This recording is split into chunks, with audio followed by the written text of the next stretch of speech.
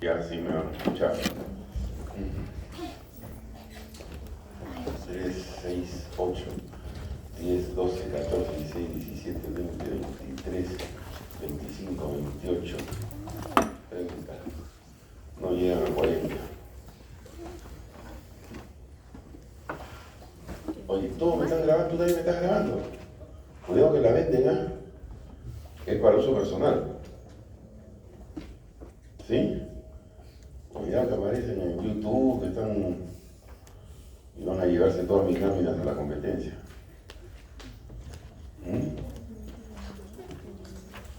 Muy bien, muchachos. Vamos a seguir con esta cuarta clase de fisiología renal.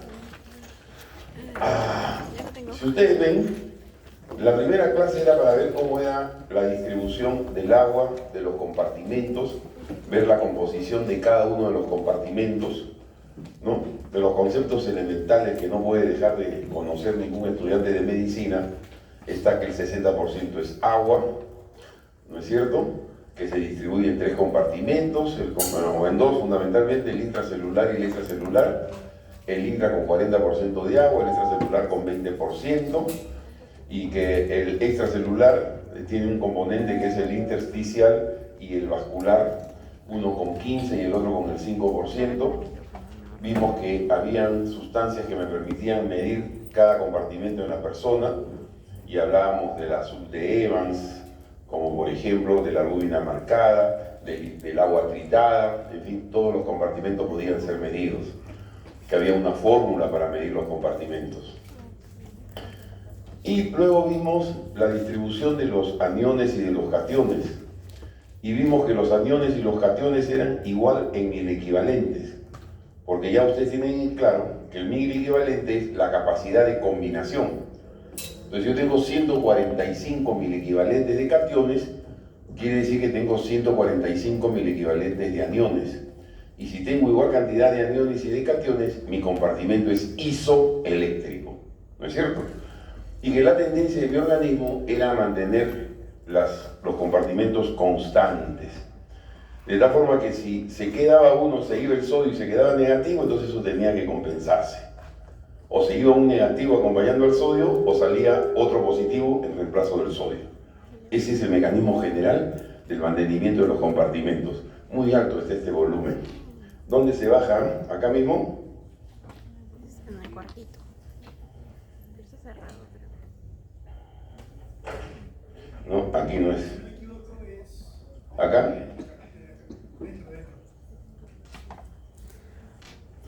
Muy alto está. Está con llaves. Bueno, entonces eso era la primera clase. En la segunda clase vimos todo lo que era filtración glomerular y vimos todas las características de la filtración. Cuánto se filtraba, 120, 125, qué cosa es lo que se filtraba. Era el ultrafiltrado glomerular, que era el plasma sin proteínas. Dijimos que la concentración del filtrado glomerular de los diferentes solutos era igual que la del plasma. Vimos que la filtración se producía por una diferencia de presiones. Vimos que la ósmosis solamente era el paso del agua. La difusión era el paso de los solutos. Y cuando yo hablaba de filtración, pasaba tanto el agua como los solutos, ¿no es cierto? Y esto obedecía a una diferencia de presiones. La difusión era por gradiente de concentración, la ósmosis por gradiente osmolar, y la filtración por diferencia de presiones. Por favor, para que le baje un poquito el volumen, gracias. Era por diferencia de presiones. Y vimos lo que se filtraba, y vimos de qué dependía. Quedamos en un concepto básico, que la presión arterial media siempre debe estar por encima de 70 para que yo pueda tener una presión de filtración, porque si la presión de filtración es 0, no hay filtración. Y entonces para yo tener una presión de filtración más o menos 25, 30, la presión arterial debe ser por encima de 70. Vimos que existía la autorregulación, donde por más variación que hay en la presión arterial media, entre 60 y 130, siempre el volumen de filtrado iba a ser 120. De ahí venía el concepto de que si yo tengo una presión sistólica menor de 70, la filtración se caía. Y si no hay filtración, no hay formación de orina. Si no hay filtración ni hay formación de orina, estamos en una insuficiencia renal. Y vimos allí el concepto de depuración. Y vimos que la depuración era fundamental, o era una manera de saber qué cantidad de sangre quedaba limpia de una sustancia después de pasar por el riñón. ¿No es cierto? Y quedamos que para medir la filtración glomerular era necesaria hacer la depuración de creatinina. Y con eso dijimos que la creatinina, un producto nitrogenado, me servía, los niveles en sangre me servían para ver cuál era mi función renal. La creatinina normal, 1 miligramo por ciento, si se me sube a 2, 3, 4, 5, 6, quiere decir que yo estoy haciendo un grado de insuficiencia renal. Porque al subir la creatinina, quiere decir que no estoy filtrando, ¿no es cierto?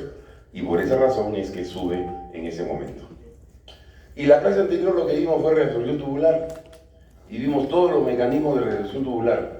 En el túbulo contorneado proximal, en el asa de Henle, vimos lo que es el intercambio de contracorriente, el mecanismo de contracorriente, vimos el asa de Henle, vimos el túbulo contorneado distal y vimos lo del túbulo colector. O sea, allí ya vimos todas las funciones del riñón. ¿Ok? Cómo se forma la orina. Y ahí explicamos todas las funciones. Entonces ahora ya vamos a entrar en detalle cómo se hace para regular el sodio, el agua y el potasio. Y comenzamos la clase. Y que venga la niña que se fue a buscarnos, no hay que ser malulos que ella se está perdiendo la clase por ir a solucionar el problema. Que venga.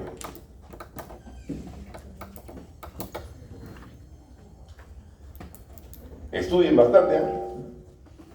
Estudien porque tengan ganas de estudiar. ¿Qué dice?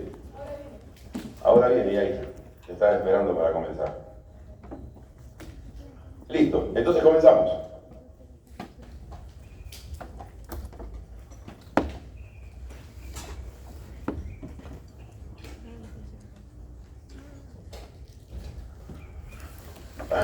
¿Por qué es importante el sodio?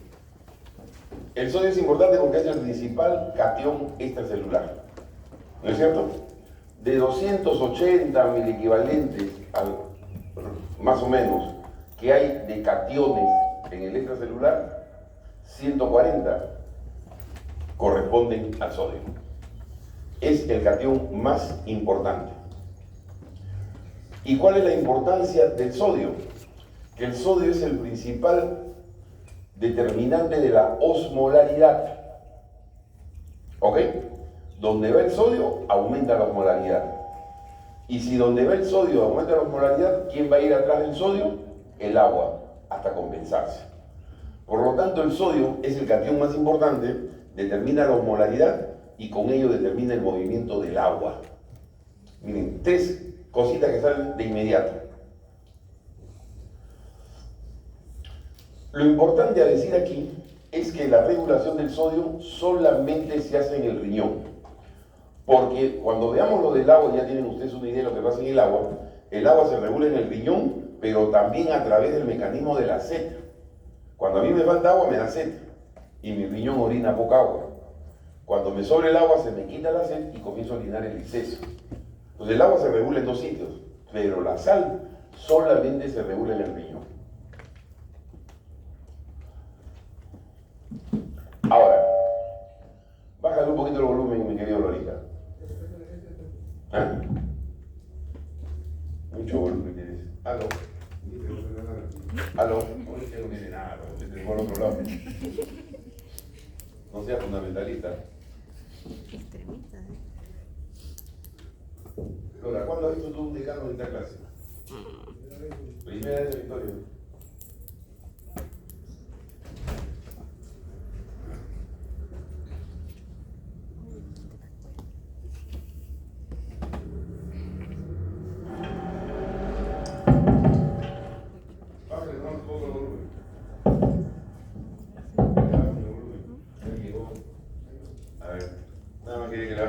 ¿Aló? ¿Ya? ¿Ahora sí? Bueno, sino que como está el volumen alto se anda cruzando ya. Ahora sí, listo. Entonces vemos. ¿Quiénes son los aniones más importantes? Los aniones más importantes son el cloro y el bicarbonato. ¿Ok? Cloro y bicarbonato. ¿Y cuál es la diferencia? Si yo resto el sodio más la suma del cloro y bicarbonato, ¿qué cosa me da? una cocina surge, un disco de John Lennon, un disco de Paul McCartney o un disco de Agua Bella. ¿Qué cosa me da la resta del sodio menos la suma de cloro y potasio, de cloro y bicarbonato? Agua, agua, agua. Anion gap o aniones delta o brecha aniónica, el mismo nombre, ¿ok? Esa es la importancia de conocer en la cifra de estos tres, porque cuando aumenta o disminuye el anion gap, me está hablando de que yo estoy ganando o perdiendo cloro o bicarbonato. Entonces, esa es la importancia del anion gap. Y por lo tanto, el sodio, como va con electricidad positivo, se acompaña del cloro y el bicarbonato. Cuando se mueve el sodio, se mueve el cloro, aumenta la osmolaridad y me jala agua. Por eso es importante en la determinación de la osmolaridad plasmática. El sodio, al determinar la osmolaridad, determina el movimiento del agua, también el movimiento del cloro, de los hidrogeniones. También son importantes el potasio y el calcio, pero como el sodio, ninguno. Él es el men de la determinación de la osmolaridad. Por eso, ¿cuál es la fórmula para determinar la osmolaridad en el plasma? ¿Cuál es la fórmula para determinar la osmolaridad en el plasma? 2 veces la suma de sodio más potasio más glucosa entre 18 más urea entre 6. ¿Cuánto me debe salir eso? 280. ¿Cuánto aportó de toda esa fórmula el sodio? Casi todo. Por eso la osmolaridad del plasma es fundamentalmente determinada por el sodio. La ingesta de sodio es variable y esto depende de las características culturales. Hay poblaciones donde se come mucho sodio y hay otras en que se come muy poco sodio. Y acuérdense ustedes que andamos siempre tras la premisa de decir que la gente coma poco sodio, porque cuando uno come más sodio, acuérdense que me va a jalar agua, me va a aumentar la osmolaridad. Me va a jalar agua, me va a aumentar el volumen plasmático. Y si me aumenta el volumen plasmático, ¿qué me va a aumentar? La presión arterial. Por eso es que a los hipertensos le dicen que no coma sal. Y por eso a los hipertensos, ¿qué medicación le dan? Le dan diuréticos, natriuréticos. ¿Para qué? Para que eliminen un poco de sodio. Y con eso bajarle la presión arterial. Entonces, ese es el fundamento, eso es lo que hay que conocer del sodio. ¿Cuánto es lo que más o menos ingerimos al día de sodio? 150 miliequivalentes de sodio por día. ¿A cuánto equivale 150 miliequivalentes de sodio? A 9 gramos, aproximadamente 9 gramos de cloruro de sodio. En 9 gramos de cloruro de sodio yo tengo 154 miliequivalentes de sodio. ¿Ok? ¿Y 9 gramos a cuánto equivale? A 2 cucharaditas de té. La cucharadita de té puede soportar 5 gramos. Entonces, más o menos en 2 cucharaditas de té, yo tengo 10 gramos. Más o menos yo en todo el día necesito esa cantidad de sal para mis alimentos. 150 miliequivalentes. No hay un mecanismo como la CET, o sea, solamente se regula en el riñón. Y cuando yo le ingiero, ¿por dónde se absorbe? Se absorbe a todo lo largo del tubo digestivo, especialmente en el intestino delgado. Ya será clase de la próxima semana, que me estoy animando a dictarla. Ahora miren, el aumento del sodio, ya esto es para refrescar todo. El aumento del sodio aumenta la osmolaridad. Al aumentar la osmolaridad aumenta el volumen de líquido extracelular. De otro lado, al aumentar la osmolaridad, eso es un mecanismo que me va a determinar la sed y me va a determinar la secreción de hormona antidiurética. ¿Cuándo se secreta hormona antidiurética? Cuando me falta agua, ¿no es cierto? Si yo aumento la osmolaridad en el líquido extracelular, en el plasma, ¿qué cosa estoy diciendo en realidad? O que me ha aumentado el sodio o que me ha bajado la cantidad de agua, cualquiera de las dos. Entonces, cuando me aumenta la osmolaridad, yo tengo sed. Si no, ¿por qué creen ustedes que se mueren de sed después de haber comido pescado? Comen pescado que tiene mucha carga de sal y tienen sed. Porque había una propaganda muy antigua antes en la televisión, canchita salada para la peor sed, que era la propaganda de una gaseosa.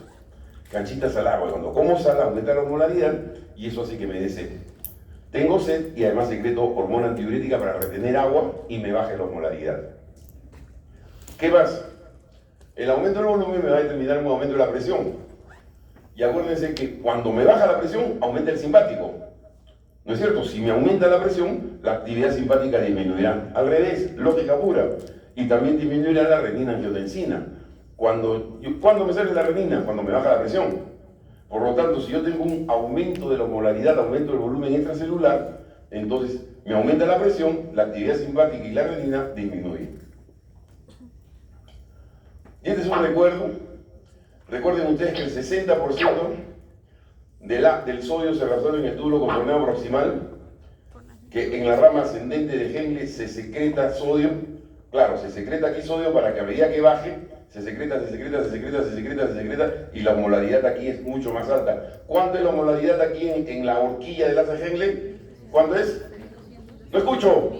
1200, ¿no es cierto? Y a medida que yo voy subiendo, el sodio se reabsorbe justamente para ese mismo mecanismo, y cuando llego al túbulo contorneado distal, ahí se intercambia el sodio con el potasio y el hidrogeno, y esto obra y gracia de la aldosterona, ¿ok? Y aquí nosotros tenemos que yo al final voy a orinar mis 100 miliequivalentes por día de sodio al día. O sea, si yo ingreso 150, yo me elimino 150 y ahí está el balance de sodio. Balance cero.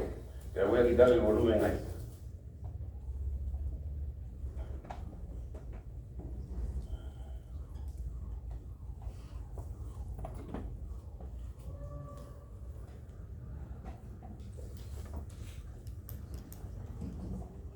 ¿Ok? Entonces miren, aquí ya viene un concepto de fisiopatología. Si a mí me falta agua y mi riñón está funcionando bien, ¿no es cierto? Si a mí me falta agua y mi riñón está funcionando bien, yo voy a absorber la máxima cantidad de agua. Y por eso solamente voy a orinar 400 centímetros cúbicos, que es la mínima cantidad de orina que yo puedo formar al día. ¿Ok?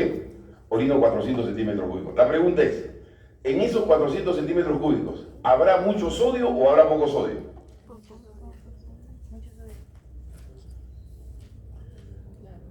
¿Cuál será la osmolaridad de esa orina?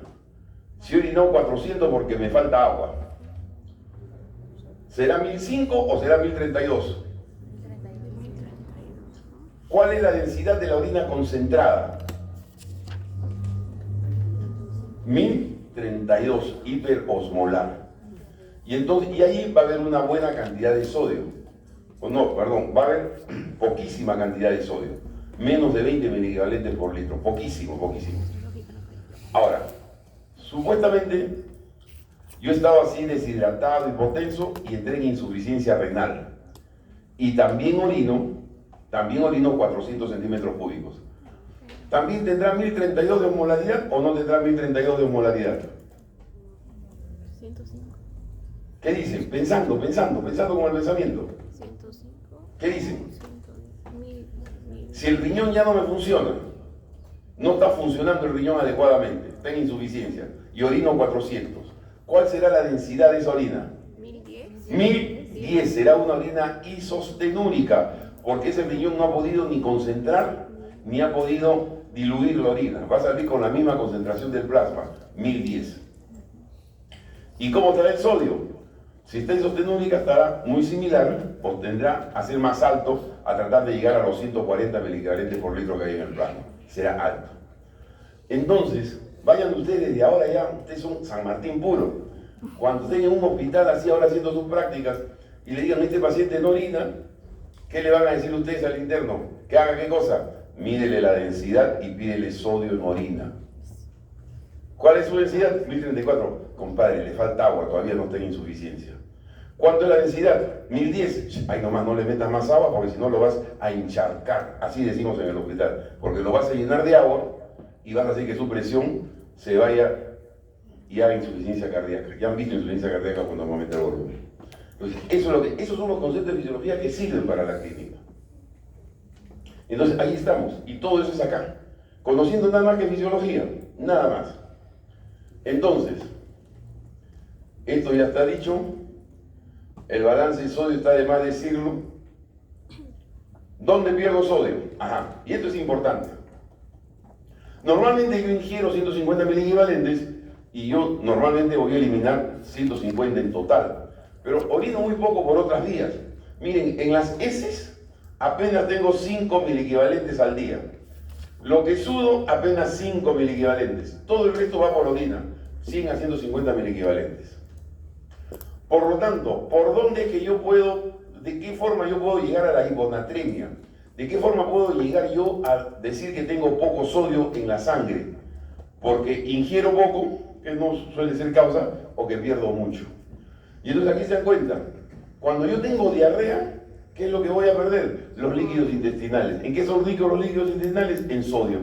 El que tiene diarrea hace hiponatremia. ¿Ok? Y el sudor. ¿Por qué pongo sudor hipotónico? Porque para que sea, si yo, vamos a suponer que sudo 1 litro, para que sea isotónico, ¿cuánto de sodio tendría que haber en ese litro? Eso igual, por los 50. 140 miliequivalentes por litro. Sin embargo, yo sudo 1 litro, ¿y cuánto hay de sodio? 50. Entonces, el sudor es hipotónico, porque pierdo mucha agua y poco sodio. ¿Ok? Y aquí viene otro concepto. Si yo me deshidrato por sudor excesivo, soy un viejito que se ha desmayado en su casa en verano, su cuarto estaba cerrado porque como era viejito, sus hijos decían que no, ciérrale la ventana que le va a dar una neumonía al viejito, hacía temperatura de 32, 33 grados, el viejito comenzó a sudar, y entonces entró en deshidratación. ¿Qué deshidratación tendrá ese viejito?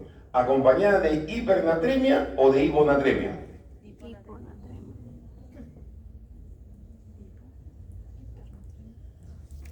Pensando con el pensamiento. Aquí no hay vaporreta, aquí pensando. ¿Qué deshidratación tendrá si yo he perdido líquidos por el sudor? ¿El sudor qué es? ¿Hipotónico o hipertónico? Hipertónico. ¿No escucho? Hipertónico. Hipotónico, o sea, pierdo más agua que sodio. Por lo tanto, ¿qué se queda dentro? Más sodio que agua. Si se queda más sodio que agua, ¿cuál va a ser mi deshidratación? ¿Isotónica o hipertónica? Hipertónica. Oigan, razonamiento puro, muchachos, esa es la fisiología. Si yo pierdo 1 litro de agua con poco sodio, ¿cómo me quedo en el plasma? Con poca agua y con mucho sodio. Por lo tanto, una deshidratación por calor, yo quedo con una deshidratación hipernatrémica. Y si tengo hipernatremia, ¿qué más tengo? Hiperosmolar, una deshidratación hiperosmolar. Esa es lo que pasa con el sodio. Todo sale de allí nomás, pero pensando. Ese es el pepeteo y el banqueo, pues aprender de vaporreta las cosas. Hay que ir pensándolo. Seguimos. Y entonces, quedamos en que la única forma de regular el sodio es en el riñón. Y entonces el riñón tiene esos mecanismos que están allí para regularse. Y entonces puede ser por el balance glomérulo tumular, sistema de renina, factor natriurético atrial y otros elementos. Vamos a ir viendo cada uno de ellos. ¿Se acuerdan ustedes del balance túbulo-glomerular? ¿Quién se acuerda del balance túbulo-glomerular? ¿Cuál fue? Cuando la mácula densa detecta poco cloro y seguramente poco sodio, si hay poco cloro habrá poco sodio y va a hacer que se secrete, va a hacer que la disminución del volumen del líquido extracelular de secrete renina, no, al disminuir el volumen del líquido extracelular va a disminuir la presión renal, eso va a disminuir el filtrado glomerular y al disminuir el filtrado glomerular va a disminuir el cloruro de sodio en la mácula densa y eso va a hacer que se secrete renina. ¿No es cierto? Ese es el balance glomerular. ¿Y la renina qué hace? ¿Qué hormona se va a estimular con la renina? La angiotensina. ¿Y la angiotensina quién va a estimular? La presión. Sistema renina, Angiotensina angiotensina. 2. Aldosterona. ¿Y qué hace la aldosterona? ¿Qué hace la aldosterona? Aumenta la resorción de sodio. Entonces ya cumplimos el asunto. Si yo tuve el volumen bajo del líquido extracelular, es porque de repente he tenido poco sodio. ¿No es cierto? y finalmente voy a desencadenar todo este efecto. ¿Qué voy a secretar? Renina. Y al secretar renina, ¿qué voy a hacer? Voy a hacer que se secrete aldosterona, y la aldosterona va a hacer que yo retenga sodio. Ese es el efecto del mecanismo túbulo-glomerular. ¿Ok? O sea, ese mecanismo del túbulo glomerular no solamente me ha servido para regular el filtrado glomerular, sino también me sirve para regular el sodio. Porque en la clase de filtración dijimos que cuando baja la presión de filtración, ¿ok?, se iba a producir menor filtrado, menor cloro en la mácula densa, salía la renina, la angiotensina, y la angiotensina contraía la arteriola eferente. Y al contraerse la arteriola eferente, aumentaba la presión de filtración. Pero aquí voy más allá. Esa angiotensina que contrajo la arteriola eferente también va a producir la activación de la aldosterona y la mayor reabsorción de cloro y de sodio en el túbulo contorneado distal. ¿Estamos? Son dos efectos. Dos efectos consecuencia del balance túbulo-glomerular. ¿Ok?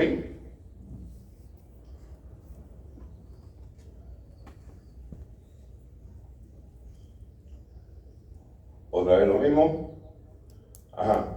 Aquí aumentó el líquido extracelular. En la anterior había disminuido. Aquí aumentó. Entonces aumentó la presión, aumentó el filtrado, aumenta el cloruro en la mácula densa y ya no secreto renina, pues más bien disminuye la secreción de renina.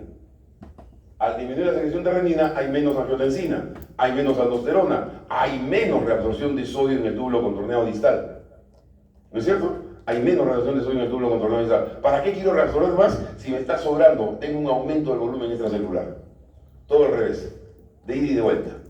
¿Ok? Entonces, ese es el primer mecanismo del balance glomérulo tubular. Y entonces, este es el otro balance. No se olviden. Se llama túbulo glomerular porque comenzó en el túbulo con la mácula densa y afectó el glomérulo. Aquí comienza en el glomérulo y afecta el túbulo. ¿Qué significa el balance glomérulo tubular? Filtre lo que filtre.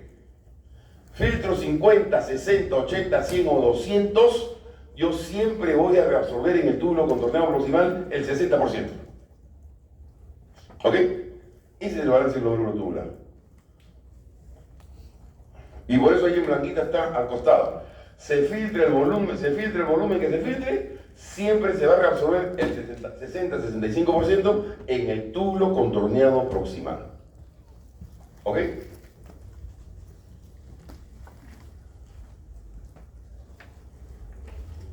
Y aquí junto los dos conceptos, se reabsorbe igual porcentaje en el túbulo contorneado proximal. Por lo tanto, si yo tengo una disminución del filtrado y siempre se va a reabsorber el 60%, de todas maneras en valores absolutos va a llegar menor cantidad de cloro y sodio a la mácula densa y eso va a hacer que se secrete retina. Entonces por aquí está el concepto del balance glomérulo tubular, en la cual estoy diciendo que aquí se va a reabsorber, se filtre lo que se filtre el 60%. Y aquí el túbulo glomerular, que lo que capta la mácula densa, va a hacer que se secrete la retina. Ahí está la combinación de los dos efectos. Balance túbulo glomerular y balance glomérulo tubular. Listo, entendido. Segundo mecanismo, este ya es conocido. Sistema de retina, angiotensina, aldosterona. Primero hablamos del simpático. El sistema simpático, ya saben cuál es el neurotransmisor del sistema simpático. ¿Neurotransmisor simpático? ¿Ah? Noradrenalina. La noradrenalina, ¿qué hace? Produce vasoconstricción en todos los vasos casi, el efecto alfa 1, vasoconstricción en todos los vasos. ¿Estamos? Entonces, cuando a mí me baja la presión, o mejor dicho, la secreción de renina no solamente está dada por la estimulación de la renina y angiotensina y aldosterona, ¿ok? El simpático también disminuye la filtración glomerular, porque el simpático, miren la diferencia, el simpático es vasoconstrictor y la angiotensina también es vasoconstrictor, pero la angiotensina prefiere la arteriola eferente. Por eso la angiotensina, al contraer la arteriola eferente, me aumenta el filtrado glomerular. ¿Ok? Mientras que el simpático más bien me contrae la arteriola aferente. Y al contraerme el simpático la arteriola aferente, ¿qué va a pasar con el filtrado glomerular? ¿Aumenta o disminuye? Si se contrae la arteriola aferente, ¿qué pasa con el filtrado glomerular? ¿Aumenta o disminuye? Disminuye, muy bien. Entonces, el simpático disminuye el filtrado glomerular porque contrae la arteriola aferente. A su vez, el simpático estimula directamente la célula yusta glomerular. ¿Qué secreta la célula yusta glomerular? La renina. ¿Quién estimula la secreción la secreción de renina? La mácula densa cuando le pasa la voz con la adenosina que secrete la renina. Pero también el simpático estimula directamente a la célula yusta glomerular. ¿Ok? Estimula directamente a la célula yusta glomerular. Van dos acciones del simpático.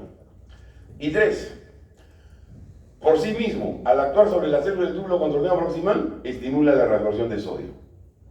Estimula la reabsorción de sodio. Tres efectos tiene el simpático sobre el riñón. Y acá está la renina, angiotensina, que la convierte en angiotensina 1, en el pulmón por acción de la convertasa la convierte en angiotensina 2, la angiotensina 2 que estimula la aldosterona, y eso ya se los explicó Enrique Ruiz en la clase de cardio seguramente un montón de veces. ¿Ok? Yo tomo losartán. Si tienen sus padres o abuelos o tíos hipertensos, toman seguramente como yo losartán. ¿Cuál es la acción de losartán? La acción de losartán es bloquear a la convertasa. Acá. Entonces el losartán impide que yo tenga angiotensina 2, porque quien produce la vasoconstricción, quien estimula la aldosterona, es la angiotensina 2. Entonces yo tomo mi losartán y no tengo angiotensina 2 porque he bloqueado la convertasa y no tengo renina y mi presión está baja. ¿Ok? Y por eso, miren ustedes, ¿cuál es mi tratamiento de la hipertensión? Losartán e hidroclorotiazida. ¿Qué hace la hidroclorotiazida? Inhibe la reabsorción de sodio en el túbulo renal. Entonces yo orino más sodio que lo normal. Tiendo a bajar el sodio de mi plasma.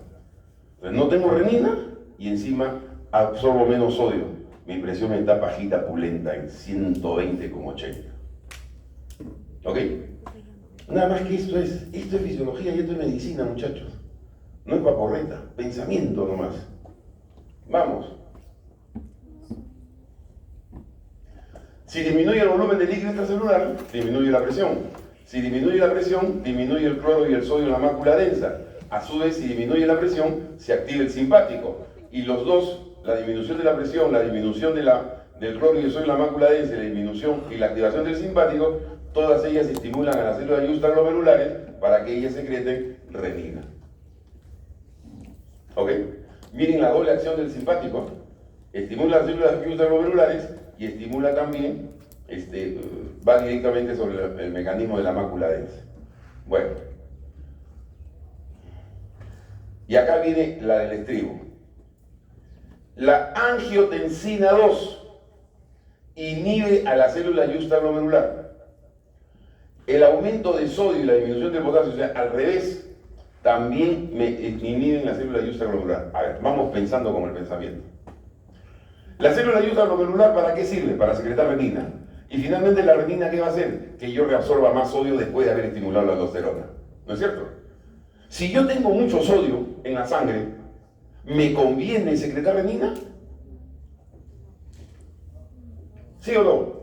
No me conviene, pues. Entonces, por esa razón, el aumento del sodio inhibe a las células yuxtaglomerulares. ¿Ok?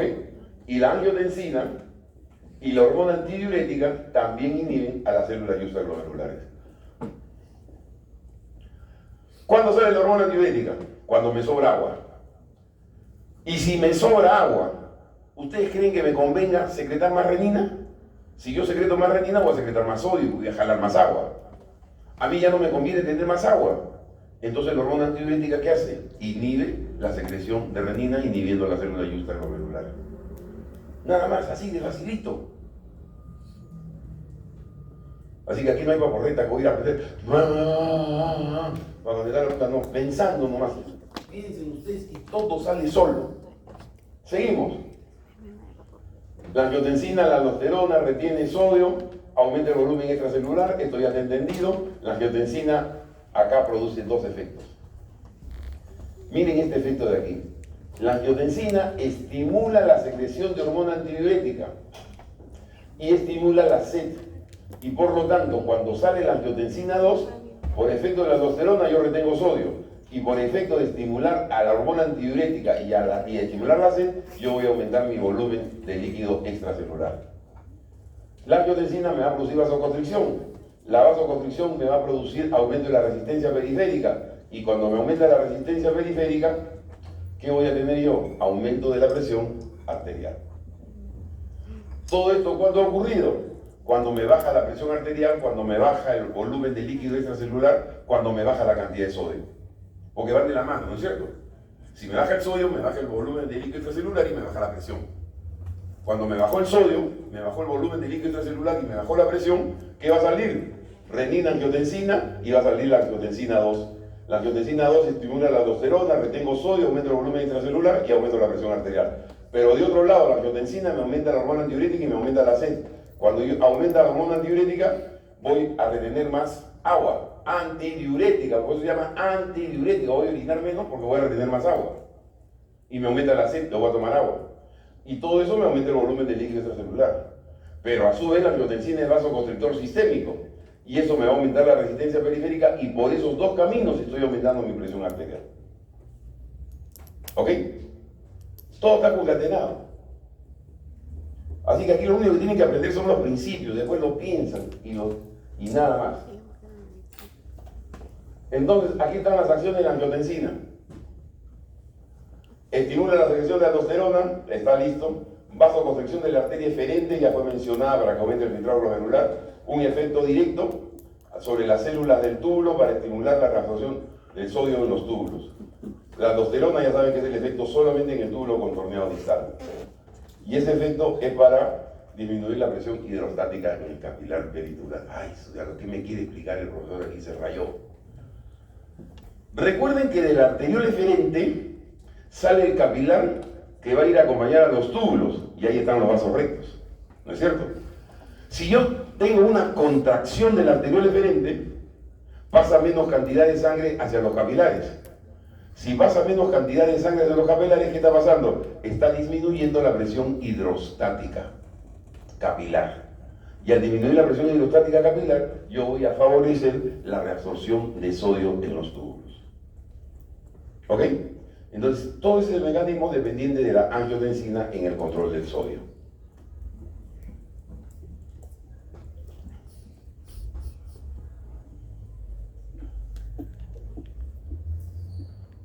Ya. Aquí estamos. Angiotensina 2, la disminución en el plasma y el aumento del potasio en el plasma estimulan la secreción de aldosterona. Ya ustedes han hecho el capítulo de endocrino y ya han visto quiénes son. ¿Qué hace la aldosterona? Retiene sodio y elimina potasio.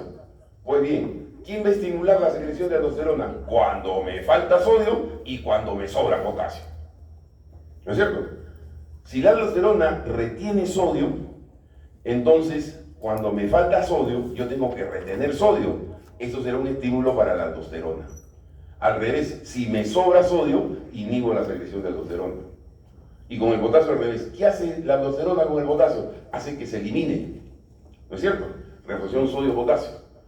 Por lo tanto, si me sobra potasio, yo voy a estimular a la aldosterona para que elimine el exceso. Y si me falta potasio, será todo lo contrario. Entonces, ahí está. Aumento de potasio en el plasma, disminución del sodio y la angiotensina hacen que se secrete aldosterona. Y la aldosterona cumple eso, reabsorción de sodio, excreción de potasio en el túbulo contorneado distal. Y esta es la pregunta para los que vienen a clase. También en el intestino y las glándulas sudoríparas cumple esa función. En el intestino y en las glándulas sudoríparas.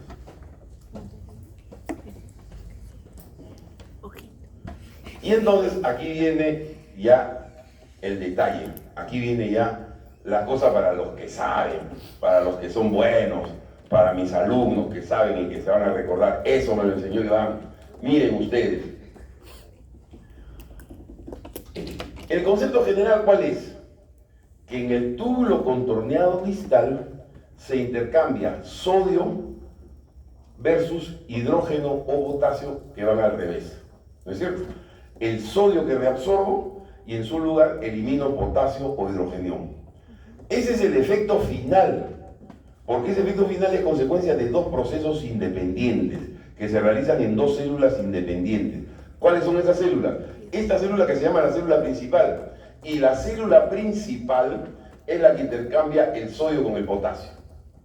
De la luz entra el sodio en forma pasiva a la célula y sale el potasio en forma pasiva, pero es en la base, en la membrana laterobasal, donde está la bomba de sodio y potasio. ¿Ok? Entonces, la aldosterona, ¿qué cosa hace? Estimula la bomba, estimula que se formen y se produzcan más bombas, y entonces por eso es que aumenta la reabsorción de sodio y la eliminación de potasio. ¿Ok? ¿Cómo se llama la célula donde se hace eso? Célula principal. Pero después hay otra, que se llama la célula intercalada. Y la célula intercalada, acá, ella secreta acá. Acuérdense que en la clase anterior pusimos el ejemplo del antiporte, que una sustancia entraba a favor de la gradiente y creaba un efecto energético para que salga otra en contra de la gradiente. El que entraba a favor de la gradiente era el sodio, y el que salía contra la gradiente era el potasio, ¿no es cierto? Entonces ahí ven ustedes, aquí está el potasio saliendo en esa bomba. Hidrogenión.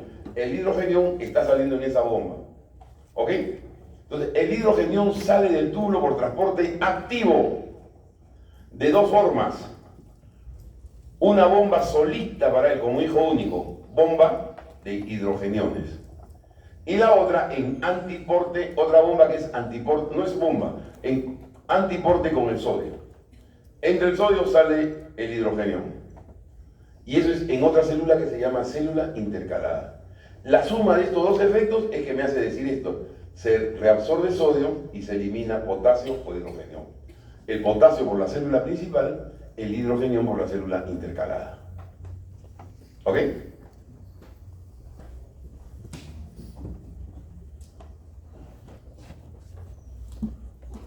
Y ahí está la razón de ser de la aldosterona. La aldosterona, si favorece el intercambio de sodio con potasio, tendrá que ser su acción a nivel de la célula principal. ¿No es cierto? Está clarito. ¿Y por qué se reabsorbe el sodio y se elimina potasio? Porque tengo una bomba. Entonces, ¿dónde va a trabajar la aldosterona? Allí.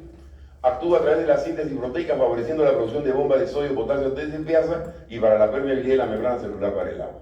Esa es la función de la aldosterona. Favorecer la producción de bombas de sodio y potasio. Me faltó decir en qué célula. Célula principal. Listo. Cerrado. Tercera. ¿Qué le dice ese nombre de factor natriurético atrial? ¿Qué le dice ese nombre? Solamente por el nombre. Si se llama natriurético, ¿qué hará? Me hará eliminar sodio. ¿No es cierto? ¿Y por qué tiene el apellido materno atrial? Porque es secretado por la aurícula derecha. ¿Ok? Entonces vamos pensando con el pensamiento. ¿Cuándo tendrá que salir el factor natriurético atrial, ese que me va a hacer orinar mucho sodio? ¿Cuando yo tenga mucha agua o cuando tenga poca agua? ¿Cuando tenga mucha agua o cuando tenga poca agua? ¿No escucho? Mucha agua. Entonces, cuando tengo mucha agua, ¿cómo va a estar mi volumen plasmático, mi volumen de sangre? ¿Incrementado o disminuido? Incrementado. Entonces, la aurícula derecha, cuando se sobredistiende, ¿qué me está diciendo? Que tengo un exceso de volumen. En ese momento sale el factor natriurético atrial para ir a inhibir la reabsorción de sodio y hacer que yo orine más sodio y pierda lo que me está sobrando. ¿Ok? Ese es el factor natriurético atrial. ¿Dónde se secreta? En la aurícula derecha. ¿Por qué? Porque se distendió. ¿Y por qué se distendió? Porque tengo mucho volumen. ¿Y por qué tengo mucho volumen? Probablemente porque tengo mucho sodio. Entonces, ¿qué tengo que hacer? Eliminar el exceso de sodio. Secreto factor natriurético atrial. Listo, punto.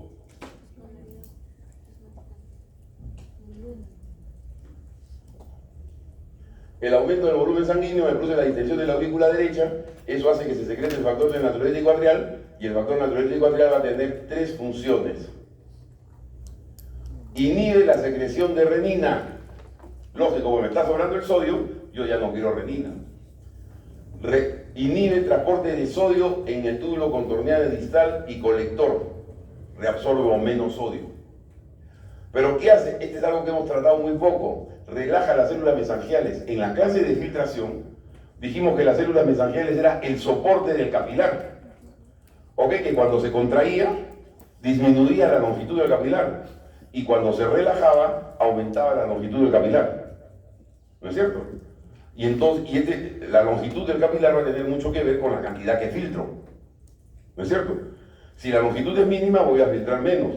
Si la longitud es más larga, es mayor, voy a filtrar más. Entonces, ¿qué hacen las células mesangiales? Relaja el mesangio. Y con eso aumenta la longitud del capilar, y con eso aumenta la permeabilidad, y con eso aumenta el filtrado glomerular. Si me está sobrando sodio, yo quiero filtrar más para orinar más. Entonces, por esos tres mecanismos, el factor natriurético me hace orinar más sodio y por lo tanto me jala más agua. Esa es la función del factor natriurético real. ¿Ok? Ok. Y finalmente, en esta regulación,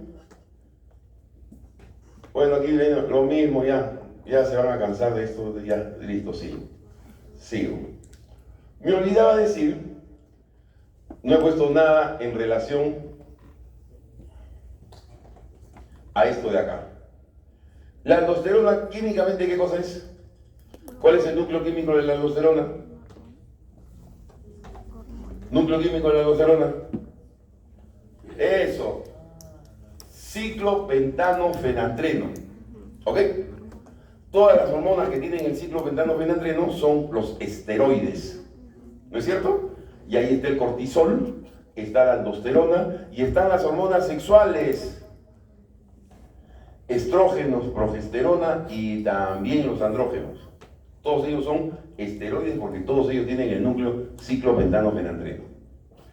Entonces, los estrógenos, sobre todo, los estrógenos y la progesterona, ellos dos, como tienen ciclopentanofenantreno parecido a la aldosterona, se hacen pasar por aldosterona y reabsorben más sodio. Por eso las chicas se dan cuenta que en el día de no en el día de la ovulación, sino en la segunda mitad del ciclo, se sienten más hinchaditas, con las piernas más gruesas, porque están con exceso de sodio y de agua. Y si encima toman pastillas anticonceptivas, una de las complicaciones, no de las complicaciones, de los eventos que ocurren con ellas es que retienen más sodio y agua y sienten que están hinchadas. Porque es el efecto del estrógeno que se hace pasar por aldosterona y cumple la misma función, reteniendo sodio y, consecuencia de ello, reteniendo agua. ¿Estamos? Fisiología pura, muchachos. Fisiología pura, no hay más.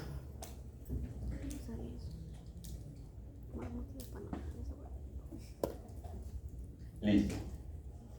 Algunos ejemplos, esto será para el próximo curso de fisiopatología, solamente un par de pantallazos para que se den cuenta de lo que se trata.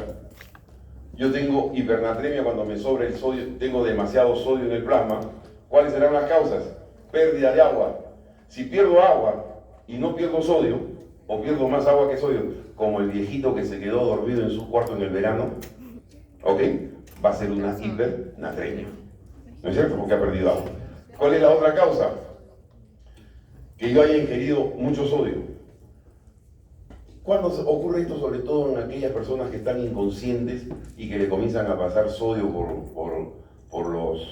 la venoclisis, por las infusiones parenterales que le dan y se nos pasa la mano en sodio. ¿Ok? ¿Y cuándo es pérdida de agua pura? Están las causas de pérdida de agua pura. Pérdida de agua pura, sudoración, fiebre, que son las que ustedes ahorita las entienden, ¿no es cierto?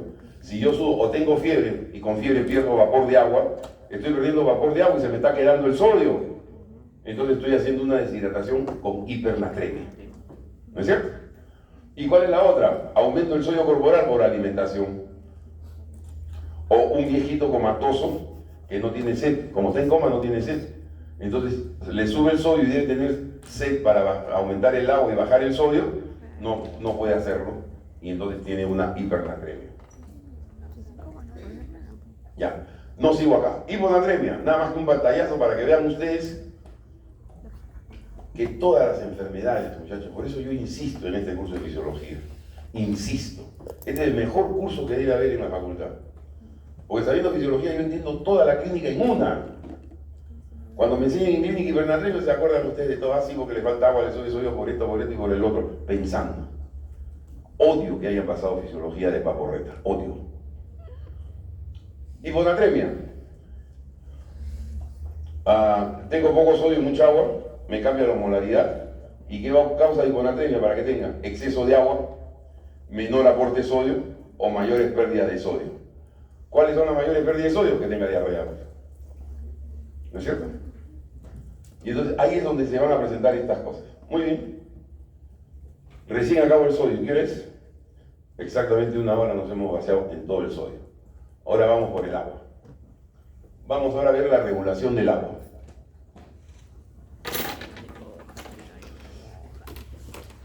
Ya hemos dicho que el sodio, el agua va siguiendo al sodio. ¿No es cierto?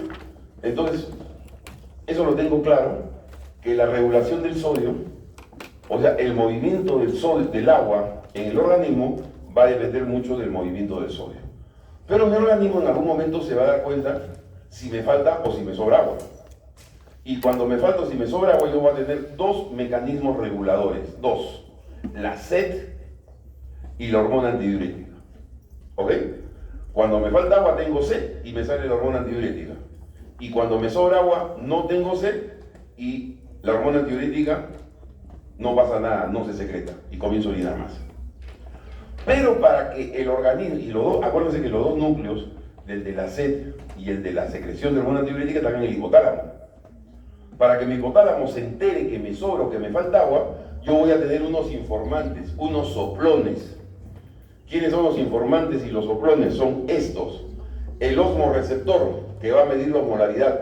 Los boloreceptores, que están en la aurícula, que están en la arteria aórtica, en el callado aórtico. Y los varoreceptores, el que tengo aquí en el cuerpo carotídeo.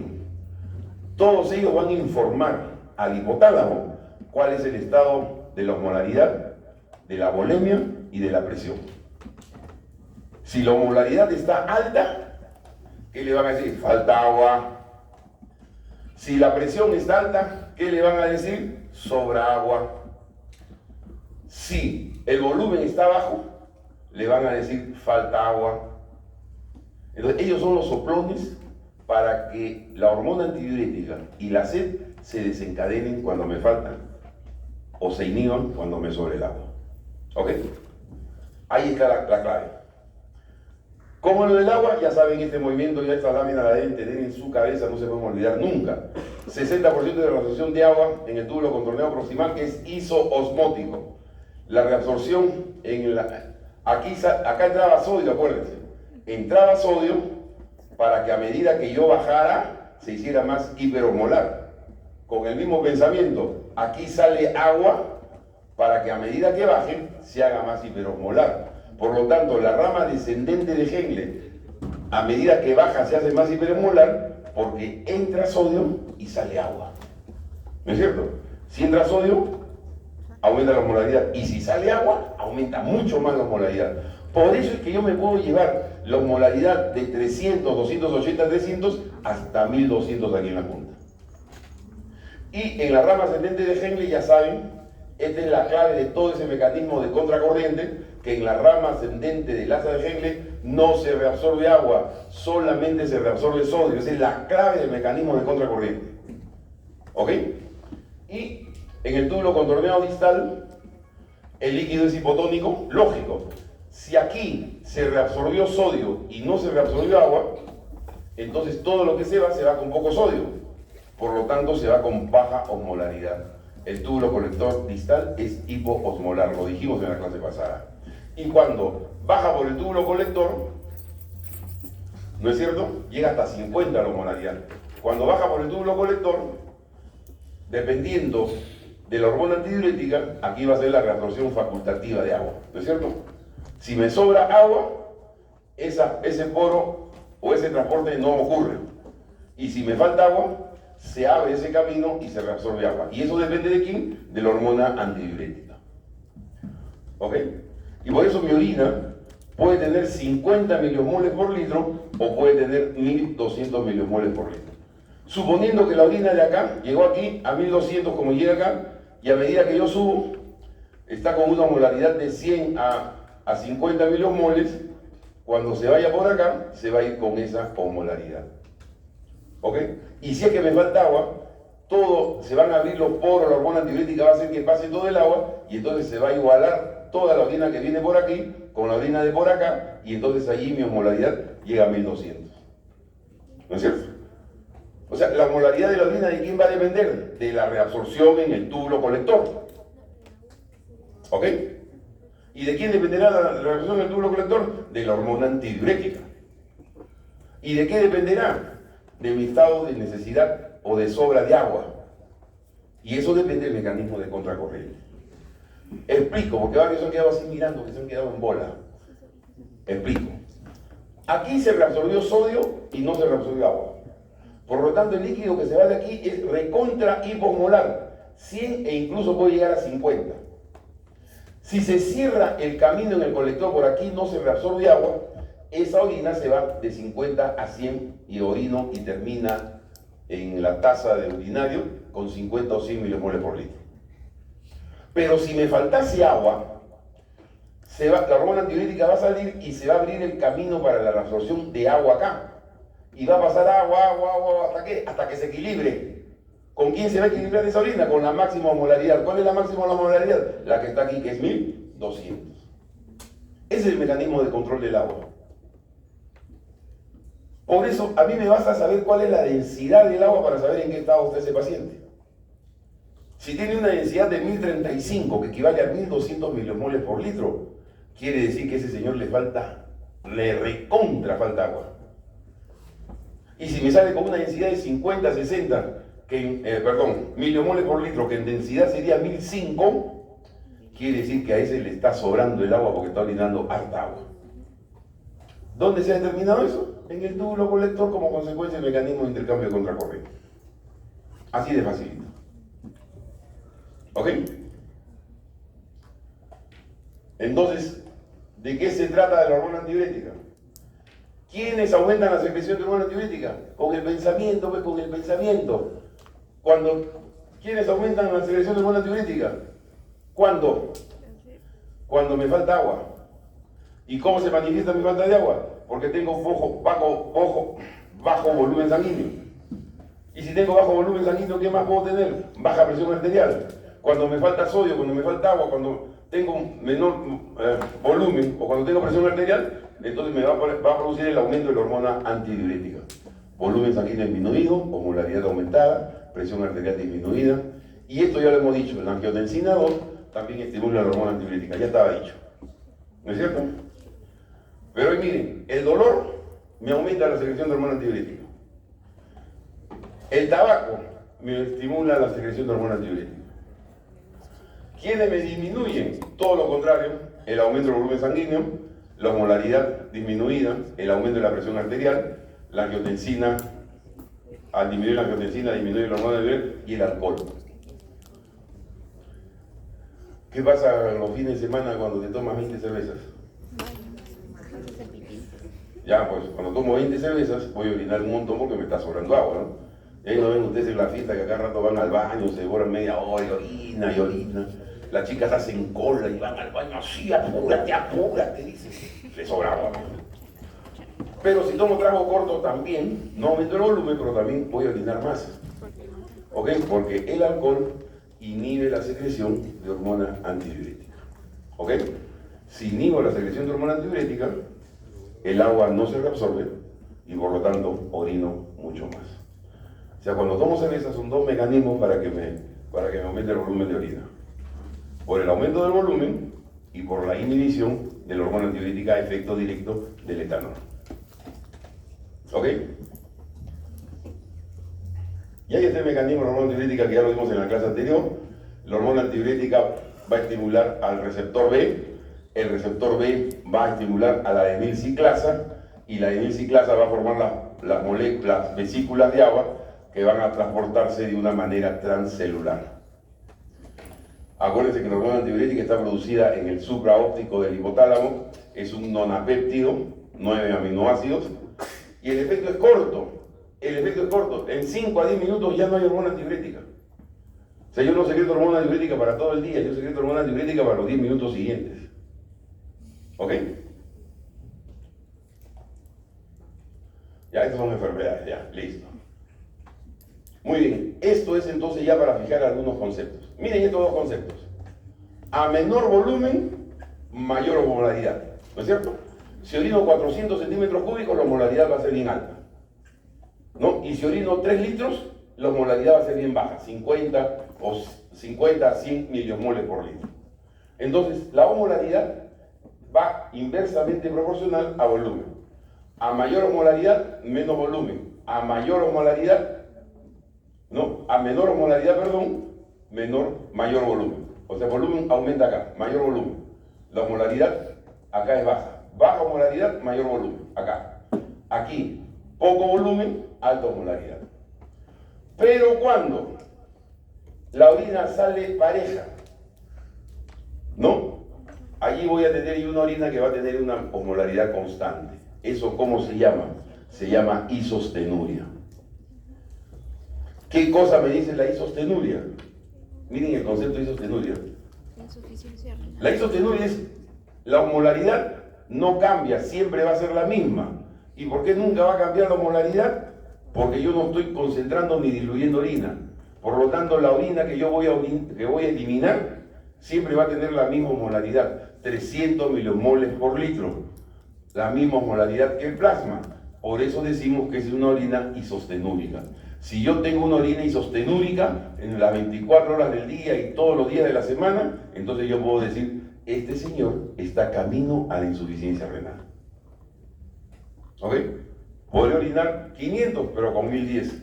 Orino 800 con 1010. Orino 2000 con 1010. O sea, 1010 para todos los volúmenes. Quiere decir que no estoy concentrando ni diluyendo. ¿No es cierto? ¿Por qué? Porque en esta zona de acá, la osmolaridad es alta porque yo he concentrado la orina. En poco volumen la he concentrado. Y aquí la he diluido. Con mucho volumen, la osmolaridad sale bajísima. ¿Ok? Pero si yo con cualquier volumen orino lo mismo, quiere decir que es una orina isostenúrica. Y ahí está lo que hemos dicho, y ya no hay más que repetir.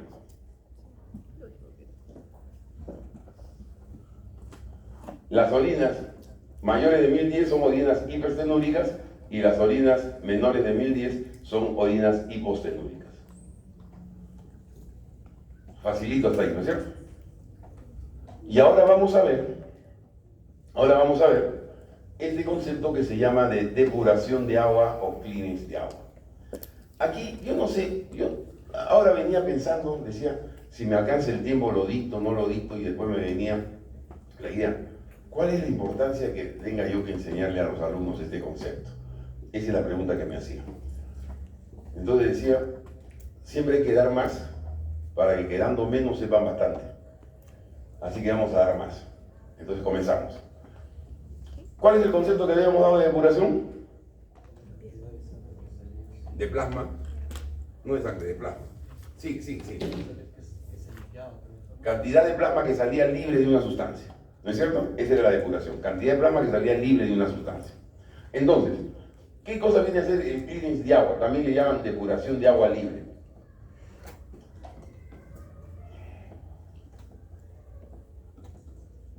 Cantidad de agua que se reabsorbe libre de solutos. Ay, Dios mío, ¿por qué me... Cantidad de agua que sale libre de solutos.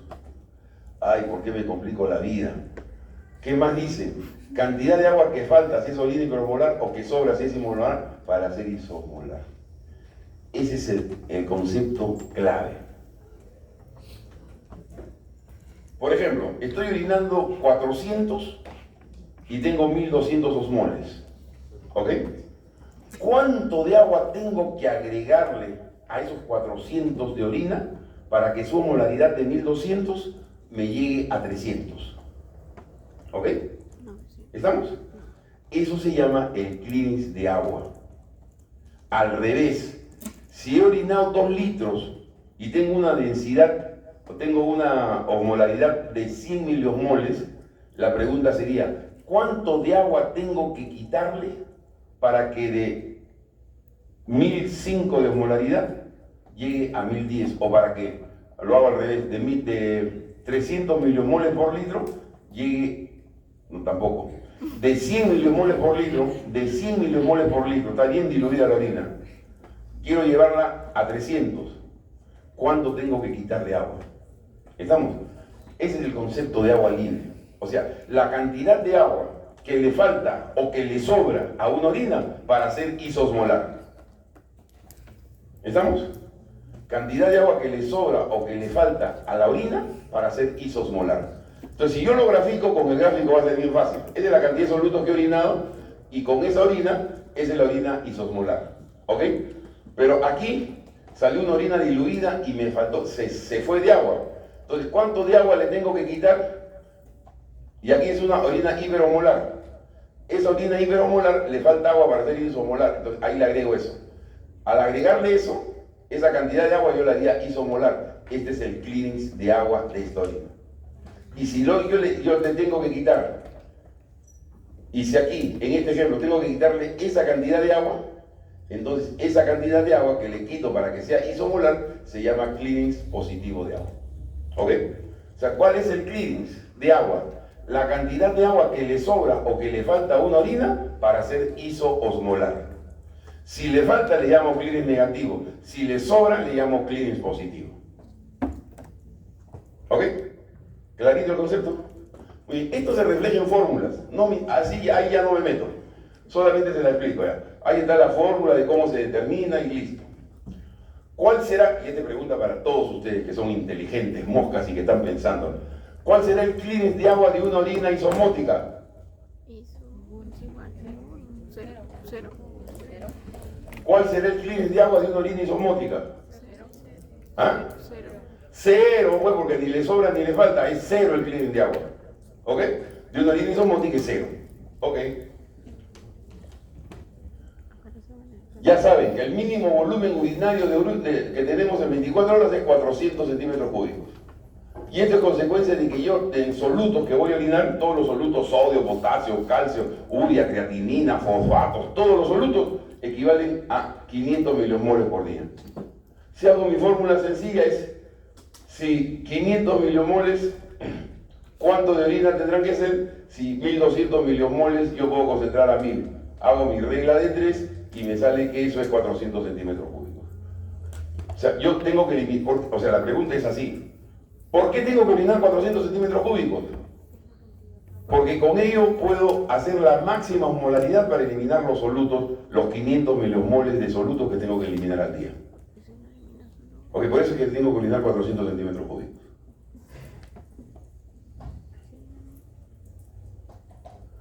Listo, control de la sed. El control de la sed son los mismos controles de la osmolaridad. Me explico mejor. El control de la sed son los mismos controles para la hormona antidiurética.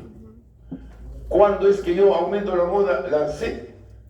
Igual que la hormona antidiurética. Cuando me aumenta la osmolaridad es que me falta agua. Cuando me disminuye el volumen sanguíneo es que me falta agua. Cuando me disminuye la presión arterial porque me falta volumen. Cuando la angiotensina, ya hemos dicho, estimula el control de la sed. Y el otro es la sequedad de la mucosa oral. 40 años que vengo sufriendo con eso.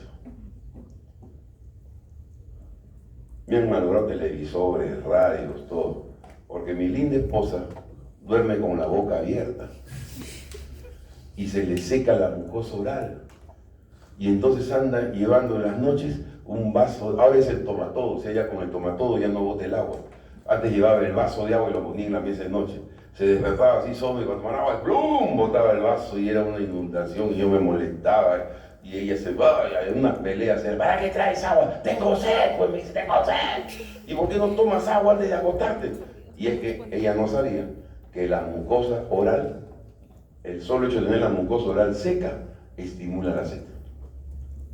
¿Ok? Por eso los viejitos cuando están en cama, que respiran con la boca abierta, están las mucosas secas, siempre tiene que estar el enfermero, el familiar que lo cuida, echándole algodoncito con agua en la mucosa para que no tenga sed. ¿Y qué le disminuye? Todo lo contrario, bueno. Yo no voy a tener sed cuando me baja la osmolaridad porque me está sobrando agua. No voy a tener sed cuando me aumente el volumen sanguíneo porque me está sobrando agua. Cuando me sube la presión tampoco no me va a dar sed. La angiotensina ya hemos dicho que estimula la sed y la antidiurética ya no va a tener esto. Y cuando tengo distensión gástrica. Cuando bebo mucho, cuando como mucho, bebo mucho, entonces ya no tengo sed. Listo. Se acabó el agua. ¿Cuántos conceptos nuevos hemos dado? No son muchos. Lo que en esta clase estoy enseñándoles es a razonar en fisiología. Todo sale solo. O sea, yo leo, saco mis conceptos y todo el resto es pensamiento, razonamiento crítico le llamamos. Que son una de las cosas que más estoy insistiendo en la facultad. En básica, razonamiento crítico, y en clínicas, razonamiento clínico. Cuando este mismo razonamiento lo hacen delante, o sea, analizando una historia clínica para llegar a un diagnóstico, ahí decimos que tiene razonamiento clínico. Y eso es lo que queremos. Porque la medicina, nosotros no somos inteligencia artificial. Ok, nosotros tenemos que razonar, buscar los mecanismos. Vamos, regulación del potasio. ¿Qué tengo del potasio? Que es el catión más importante del intracelular. El más sodio es extracelular como potasio el intracelular. Ese concepto ya está claro. En el extracelular es un poquito, 4.5 milicavalentes por litro, y en el intracelular es 140. ¿Por qué razón tengo mucho potasio en el intracelular y poco en el extra? Por la bomba de sodio y potasio.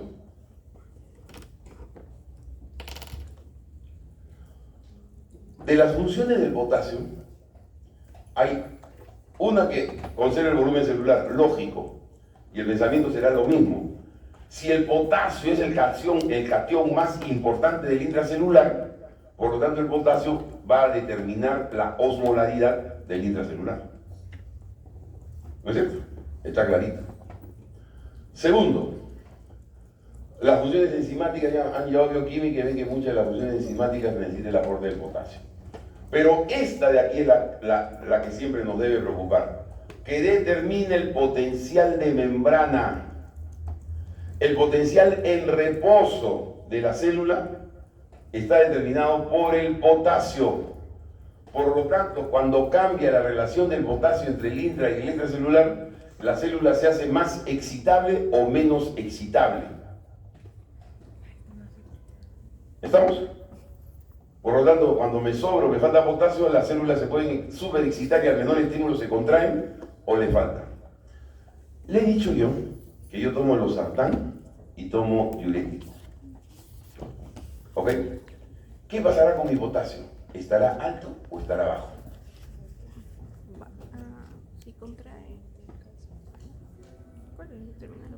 ¿Qué pasará con mi potasio? ¿Estará alto o estará bajo? Relaja. Sí, estará relajado. Si es relajado, bajo. Ya, no le voy a dar la respuesta. Lo único que le voy a decir es que cuando me cambia la concentración del potasio mucho por el diurético y por el losartán, dejo de tomar el diurético. ¿Ok? ¿Por qué? ¿Qué me ocurre? Que en las noches me dan unos calambres, ¿no? Que me despierto, ¡ay! Comienzo a gritar porque me da un calambre aquí en el muslo, o a veces me da aquí en la mano, que se me doblan los dedos porque la célula se ha hecho excitable. ¿Ok? Simplemente es trastorno del potasio.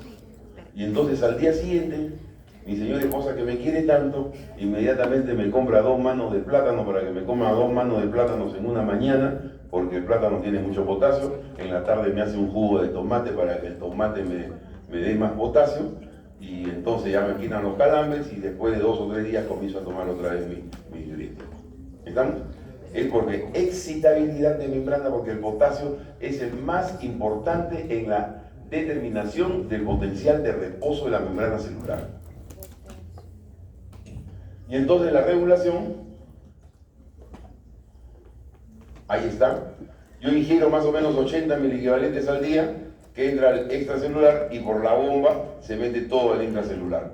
¿Y por dónde se elimina? Por la piel muy poco, por las deposiciones 8 miliequivalentes, y por la orina 70 miliequivalentes al día.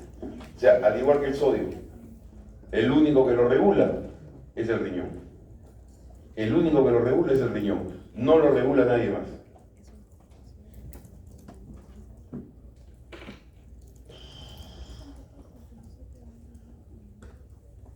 Y ahí está, estamos diciendo lo mismo, determina el potencial de membrana, volumen celular y función de enzimas. La cantidad de potasio que yo tenga en el plasma no refleja la cantidad total de potasio en mi organismo, porque la mayor cantidad de potasio que tengo en mi organismo está en el intracelular. O sea, si yo tengo de 4,5 a 5,5 se modifica 1 miliequivalente por litro, no significa que esa misma modificación haya existido a nivel intracelular. Por lo tanto, eso no es lo que ocurre a nivel total, simplemente es lo que tenemos en el plasma.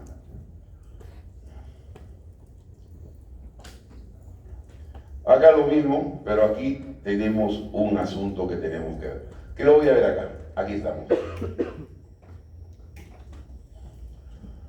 El potasio entra en esta celular, pero se tiene que meter a la célula, ¿no es cierto? Es allí donde se esconde. ¿Estamos? Entonces, ¿quién hace que ingrese? En primer lugar, la insulina. Ya han hecho endocrino. Y ya han visto ustedes que la glucosa ingresa a la célula acompañada de potasio. ¿Estamos? Por eso, ustedes ya ahorita ya aprenden otro concepto para la clínica. Oye, ese paciente está con hiperpotasemia o hipercalemia. ¿Cuál es el tratamiento rápido de entrada? Ponle glucosa y métele insulina. ¿Ok? Porque si le pongo glucosa y le meto insulina, ¿qué voy a hacer? Que la glucosa se meta con el potasio al interior de la célula. Pues esa es una de las maneras de esconder, de meter el potasio a la célula. Segundo, los beta-adrenérgicos también meten el potasio a la célula. Y la aldosterona también ayuda a meter el potasio a la célula. Pero aquí está la acidosis. Recuerden ustedes que cuando yo tengo acidosis, ¿qué me está sobrando? ¿Qué me sobra en la acidosis? ¿Por qué tengo acidosis? ¿Por qué tengo acidosis? Habla. ¿Por qué tengo acidosis? ¿Qué me sobra en la acidosis? ¿Quién determina la acidosis? Los hidrogeniones.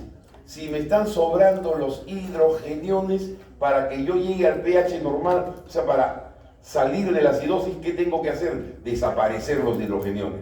¿No es cierto? ¿Y dónde los desaparezco los hidrogeniones? Los meto a la célula. Y entonces, al meter a la célula el hidrogenión, estoy produciendo un desbalance electrolítico. ¿Y quién sale a reemplazar el hidrogenión? El potasio. En la acidosis hay un intercambio de hidrogenión con potasio. El hidrogenión se mete a la célula y el potasio sale. ¿Ok? ¿Cómo sale el potasio de la célula? En la alcalosis. Bueno, ¿quiénes estimulan? ¿Cuál es la principal causa de que me aumente el potasio en la sangre? Cuando hay destrucción celular. Cuando hay destrucción celular, me aumenta inmediatamente el potasio. Porque se rompen las células y todo el potasio abundante allí sale al exterior.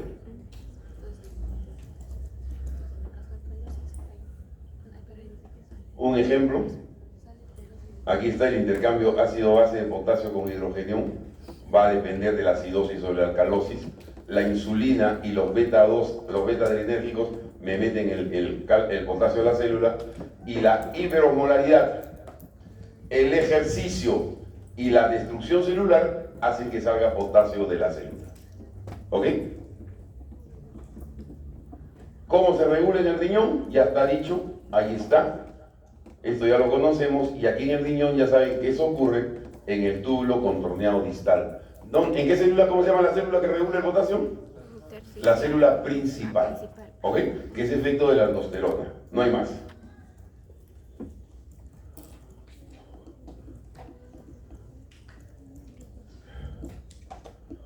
Muy bien. El intercambio de sodio con potasio en el intracelular. ¿Ok? Miren, ¿qué hemos visto? Esto primero, no nos confundamos. Ya se están cansando y yo también. Lo que he dicho del intercambio del hidrogenión con el potasio es como consecuencia de la alteración del pH. ¿Estamos? ¿De acuerdo ahí? De acuerdo. Pero hay otro intercambio que es normal con el potasio. Y ese intercambio es con esa bomba de sodio y potasio, que ya la conocen.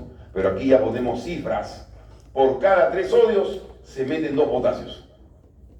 ¿No? 3 por 2. 3 sodios, 2 potasios. Esa es la bomba de sodio y potasio que regula el mecanismo del intracelular.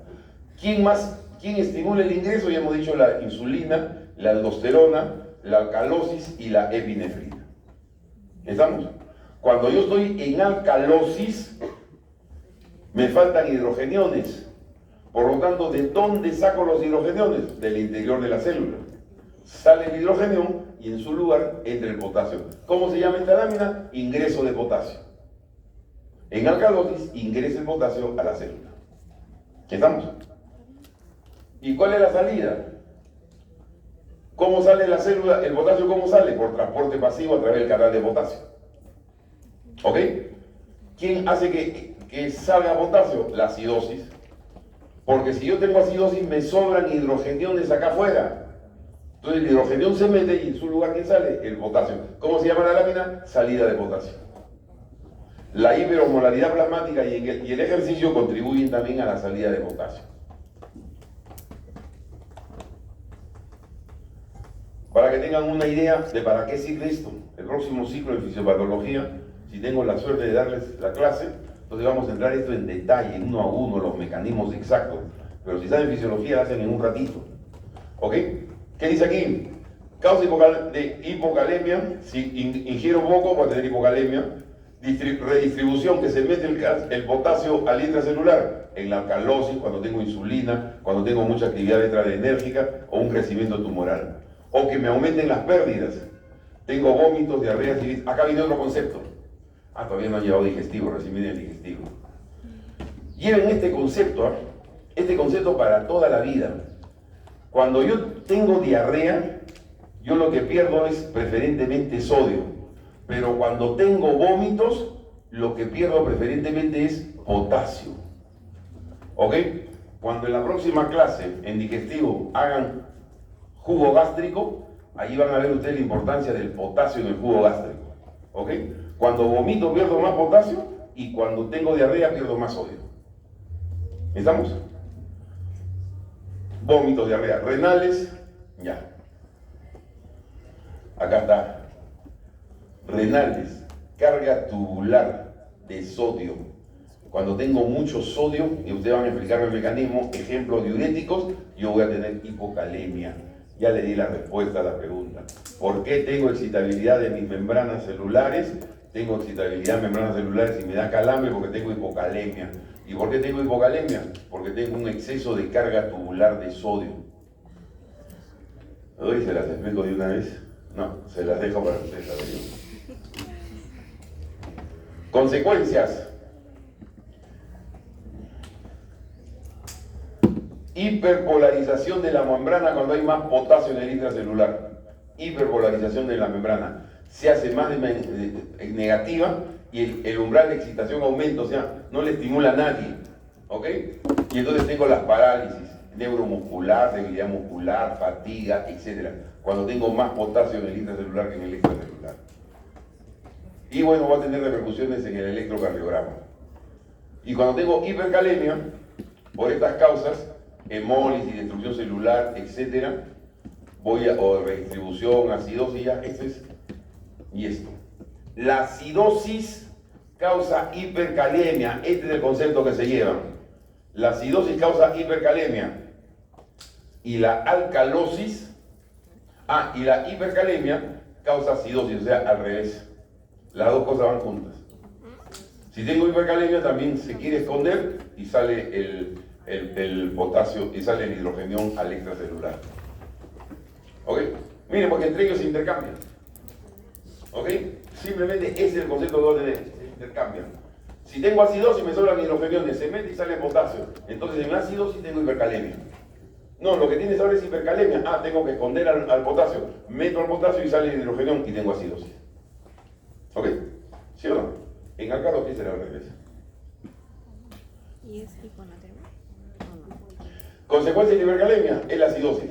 El potasio se esconde en la célula y sale el hidrogenión, acidosis. Consecuencia de la acidosis, la hipercalemia. El hidrogenión se esconde en la célula y sale el potasio, hipercalemia. ¿Ok?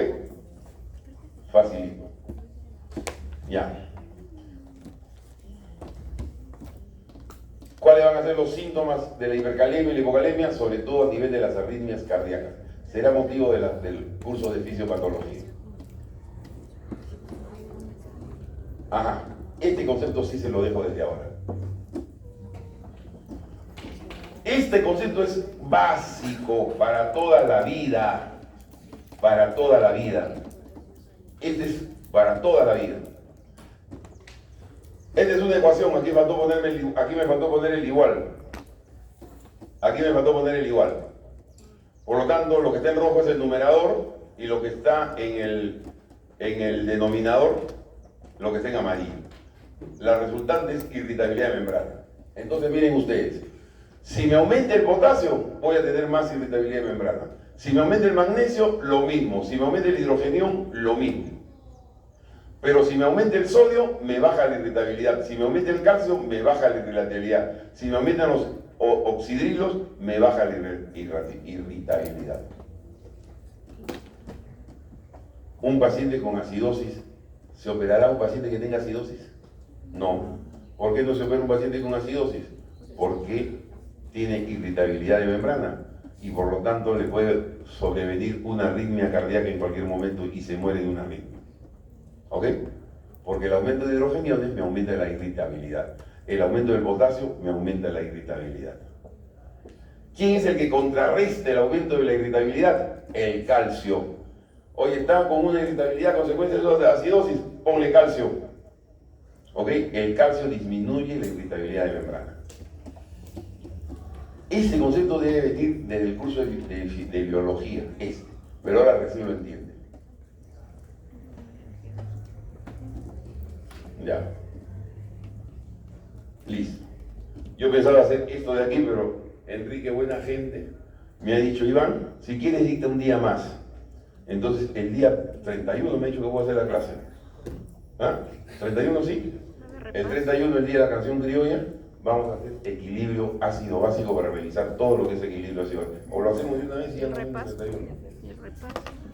Son 4:33. ¿Ah? ¿Nos quedamos o lo hacemos el 31? Porque esta cara se llena de regalo.